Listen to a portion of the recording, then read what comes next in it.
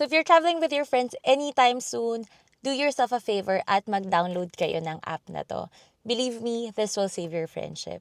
This is not sponsored. I just find this app really, really useful whenever I'm traveling with other people. So this is the Split app. Dito nyo pwedeng ilagay ang expenses nyo. Kung magkano, sino ang nagabono, at sino ang may utang kanino. I like using apps like this para hindi pa ikot-ikot yung pera. Halimbawa, may utang ka sa friend mo, tapos babayaran mo siya. Tapos later on, siya naman yung magkakautang sa'yo. Tapos ibabalik niya lang din yung binayad mo. Pag may app kayong ganito, isahang settlement na lang, hindi na pabalik-balik yung pera. Select nyo lang yung new expense. Ilagay nyo lang ano yung pinagkagastusan, magkano ang total amount, sino ang nagbayad muna for everyone, at magkano ang hatian per person. Kung lahat equal lang ang hatian, yan yung lalabas. Pero pwede rin naman halimbawa kung magkakaiba ang hatian, pwede ring ilagay yung exact amount dyan per person.